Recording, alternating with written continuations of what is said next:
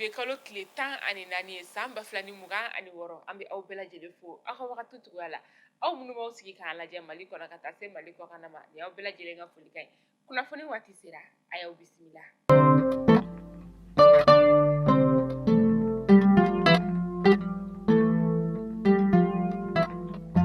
kunnafoni daminɛla bi ye i n'a fɔ ladala ko an ka cɛmancɛ fanga jamana ɲɛmaa ni o ye général d'armée Asimi Goita ye ale ye Bamakɔ tutigɛbaw ka taga se diinɛ tigilamaw ani finitigi gansan maw ka olu bisimila kulubakaw olu fɛ yen nɔ u taakun ye fɛn min ye o de ye ka taga folikan ni ka o kɛ jamana ɲɛmaa ale yɔrɔ la ni ka tila ka dugawu don ni ka o kɛ san yɛlɛma koɲɛw olu kɔnɔna la a Seyid Sherifa Usumana Madani Haidara ni ale Haut Conseil Islamique o ɲɛmaa ye ale kɔni ye foli ni ka o kɛ jɔrɔnanko minnu bɛ a la a ye olu da jamana ɲɛmaa o ɲɛkɔrɔ an ka cɛmancɛ fanga jamana ɲɛmaa ni o ye général d'armée Asimi Goita ye a ye foli kɛ ni ka ɲɛsin u ma k'a yira k'a fɔ ko fɛn min ye jamana ye ale bɛ gɛlɛya min kɔnɔ nin wagati in na a ye o da maaw olu ɲɛkɔrɔ a y'a yira k'a fɔ ko san 2026 o talen don ni ka o di kalan ani yɛrɛma hɔrɔnya ma.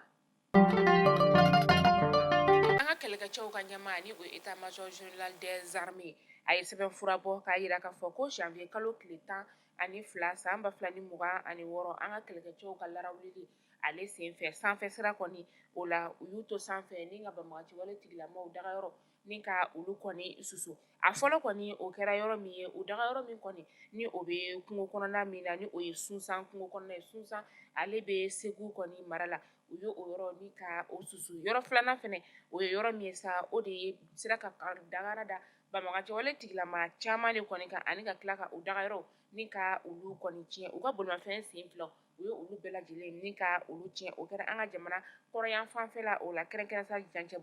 Jancɛbugu ale bɛ yɔrɔ min na sa o de ye Segu mara ye u kun dagalen bɛ o kungo kɔnɔna min na o de ye Kekoro kungo kɔnɔna o ye k'a yirala k'a fɔ yɔrɔ sabanan min o kɛra yɔrɔ min na sa o de ye banbaganciwale tigilamaw u kun bolila ka bɔ u dagayɔrɔ min na ni o ye Jalafarabe ale bɛ Mopti mara la u ye dankaru la yen fɛnɛ kɛlɛkɛcɛw ka ɲɛmaa ni o ye état major général des armées a y'a yira k'a fɔ ko maliyɛnden bɛɛ lajɛlen k'i hakili sigi k'a sababuya kɛ banbaganciwale tigilamaw mana kɛ yɔrɔ yɔrɔ u bɛ taa u nɔfɛ ka garan da u la yen.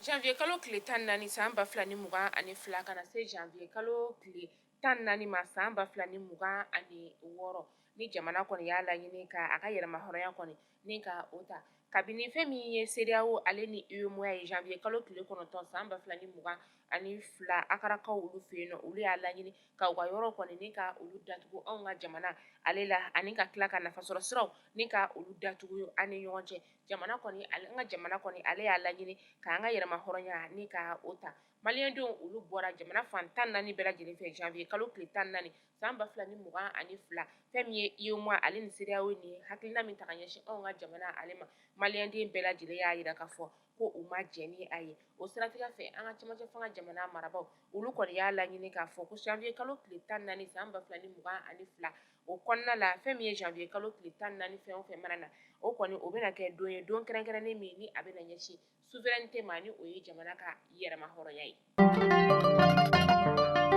Mali ka dolanci kɔni ale senfɛ ni Mali tun bɛ kan kɔni ale la karamɔgɔ Sinayogo ale ni a dɛmɛba ni o ye Sidiki Haidara ye ni ale yɛrɛ kɔni ye jagokɛla ye waati la bɔlɔlɔsira kanna la a yira k'a fɔ ni maa fila ninnu kɔni u ye bɔlɔlɔsira kanna kɔni ni ka a ɲagami fɛn min ye karamɔgɔ Sinayogo ye ale kɔni y'a yira k'a fɔ ko ni musaka bɛ yen ko n'o dira ale ma ale kɔni bɛ se ka jamana dolancilaw ni ka olu lataa final la fo ka taa fɔ ko u ye kupu kɔni ni ka o sɔrɔ a ma kɛ a hakilina ye a yɛrɛ bɔra ni k'a yira k'a fɔ ko ala yɛrɛ kɔni ye ale sɔsɔ a ka kumakan kɔni o la o siratigɛ fɛ sa kiiritigilamaw kɔni ye bolo d'a kan maa caman y'a yira bɔlɔlɔsira kanna la k'a fɔ ko fɛn min ye cybercriminalité ko de kɔni tun ye tɛgɛ da a kan nka a yira k'a fɔ ko cybercriminalité kɔni ma a nɔ minɛ maa dɔw de kɔni damakasi sɛbɛn ni ka o don u juguya la u kɔni minɛna ni ka taa u di kiiritigilamaw olu ma u ɲangira ka u bila ka taa fɛn min ye kasobonba ale kɔnɔna ye.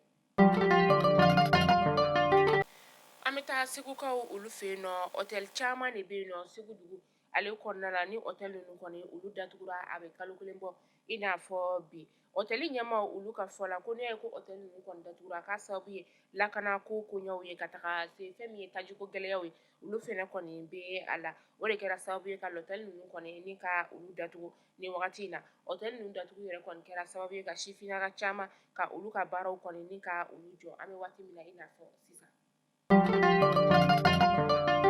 an bɛ taa gawokaw olu fɛ yen nɔ taji kɔni ale sɔngɔ balila ni ka yɛlɛn tile dama dama in kɔni ale kɔnɔna la taji ale tun bɛ ka feere butelitigiw olu fɛ sɛbɛn 180 fɛn min ye sasɔntigiw ye olu tun bɛ ka feere sɛbɛn 170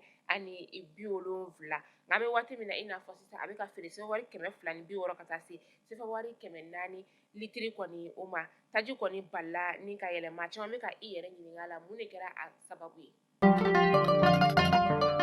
Maliyɛnw a y'a fɔ ko tare k'a sababuya kɛ aw ye fɛn min laɲini tunga lafiya fɛ a ye o waleyaw ye tunga lafiya ale ka programme kura ni o ye logement sociaux ye i sigilen bɛ Mali kɔnɔ walima i sigilen bɛ jamana ale kɔ kan i sen bɛ se ka ye tunga lafiya ka nin logement sociaux ye ale la i dan ye dɔrɔn i ka kɛ sarata baara la tunga lafiya ka nin logement sociaux in a bɛna kɛ Banankɔrɔni Kabala ale ni Jalakɔrɔbugu n'i b'a fɛ i sen ka ye a la numéro de téléphone ta i ka message bila WhatsApp kan i tɔgɔ ni jamu ka o bila n'i ka dossier tɛmɛna dɔrɔn tunga lafiya b'i ka so jɔ k'a ban pewu k'a clé d'i ma i bɛ tunga lafiya ka wari sara a ye dɔɔni dɔɔni ni madame Sisoko Zenab Tezaga Sanogo tɛ jɔn de bɛ se ka nin kɛ aw ye tunga lafiya ale nana maliyɛndenw lafiyali ni tungarankew olu lafiyali kama soko la maliyɛn kelen so kelen ba maliba ale kɔnɔna la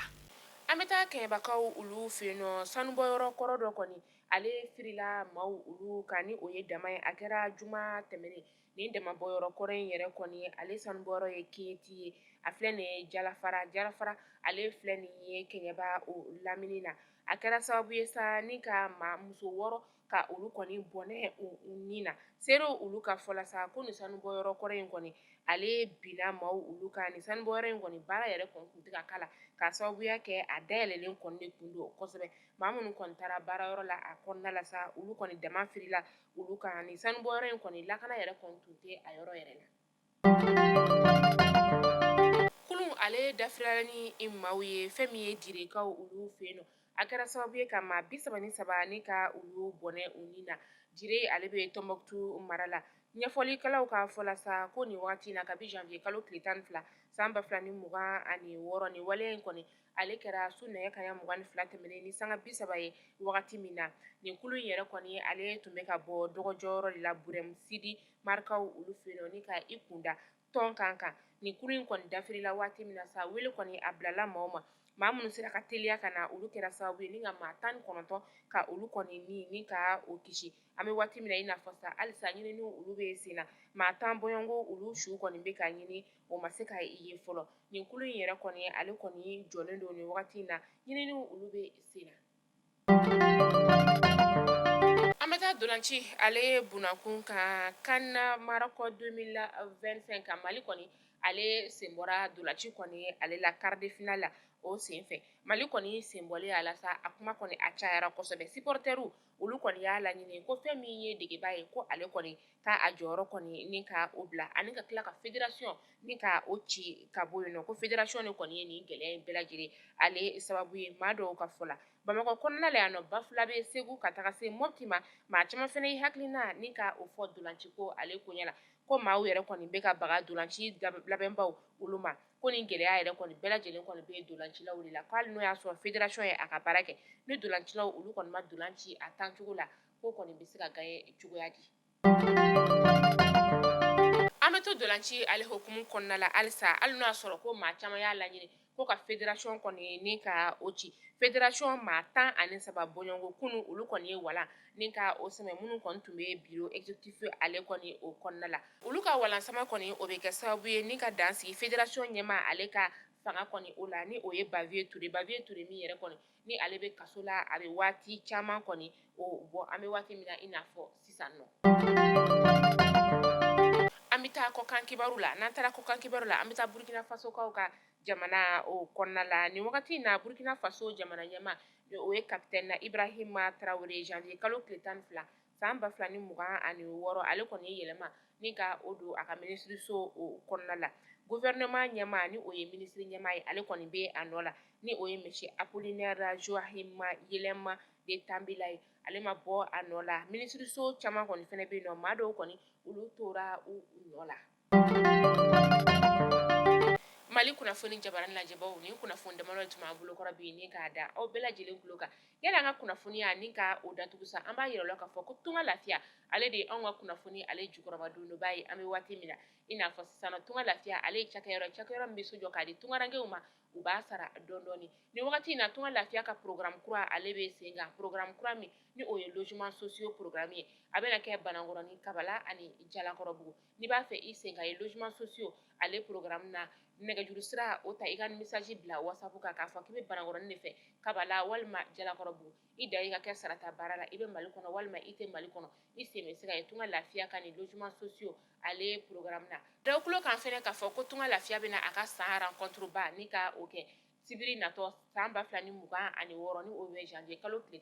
17 ma wele kɔni ni o bilalen don bɛɛ lajɛlen ma parikaw a bɛna kɛ aw de fɛ yen nɔ a bɛna kɛ yɔrɔ min na sa o de ye 10 rue Traversière ye métro de Gare de Lyon ale masurunya la aw maa minnu bɛ yen nɔ k'aw bɛ fɛ ka tunga lafiya ka baara taabolo ni ka olu dɔn ni ye o occasion o nalen ye a ye bɔ i ko kɔnɔkulu aw ka taa tunga lafiya ka san rencontre ba ale la 10 rue Traversière métro de Gare de Lyon o masurunya la numéro de téléphone o affiché don a ye o ta aw ka weleli ni ka olu kɛ kunnafoniya tɔ olu bɛ da aw tulo kan aw k'an bɛn sini inshallah kunnafoni kuraw olu kɛnɛ kan